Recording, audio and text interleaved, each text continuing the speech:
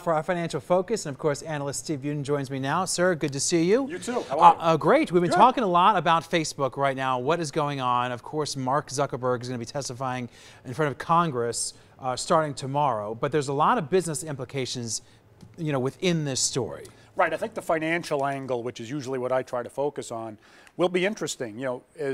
As controversial as this data breach issue is with Facebook, I see amazing openings for other companies to come in here and use it as a marketing tool, saying, look, you subscribe to our services, we will protect your privacy, we'll protect your data. So the competitive force of the marketplace will fix this quicker than Congress will. But there's already some talk that perhaps what we're doing is we're going down this path towards, regulation, which is something that you feel like could be a little bit dangerous when it comes to the private marketplace. Right. I definitely think you'll see some regulation here, and it probably is time. Yeah. These are maturing industries, and they have a lot. The most important information that's out there, in my opinion, your most important asset is your identity and your information, and Facebook is the ground zero of all of this. So there should be some congressional legislation coming out of this. But any fear of them going too far? Oh, yeah. They'll always go too far, right. And there'll always be unintended consequences, which they'll have to fix down the line.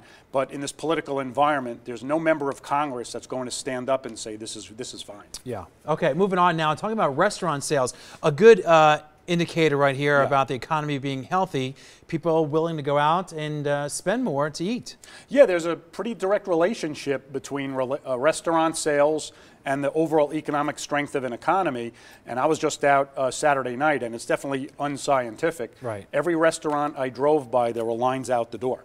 And that's usually a pretty strong sign, because it's the ultimate in discretionary spending. Yes. If folks are getting their tax refunds and they're feeling secure in their jobs, then they'll take the family out for dinner. One of those good economic indicators. Yeah. All right, last one, we want to spend some time on this one. Medicare scams on the rise. Unfortunately, these sort of people are always out there, but right now is a rather unique opportunity for these scams to be pulled off. Right. If you haven't received your new Medicare ID card yet, you'll see a change when you get it. They've gone away from your social security number as your primary identification number and have given you an 11-digit random number.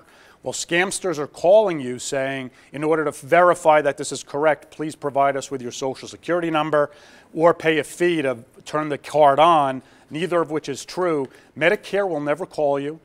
They'll always contact you through the mail, and if you're ever asked to provide personal information on the phone, hang up and call Medicare to confirm that they may or may not need information. Yeah, unfortunately, we do these sort of scam alerts so often, and so often we see these scammers try and time these issues around some real changes, and so it's that mixture of, trying to scam you over like some real changes that are happening to any industry. Yeah, we could do these types of scams every week for the next 5 years. They're always out there, but I keep emphasizing, no one will ask you to provide personal information over the phone, whether it's the IRS or Medicare or any other governmental entity. Please don't fall for it. It's always better to hang up, call the agency to confirm that they need info before you willy-nilly give it out over the phone. All right, as always, good information to protect yourself. Sure. Sir, thank you always, Steve Budin. Thank you for your time. I appreciate it. We'll be right back, everyone.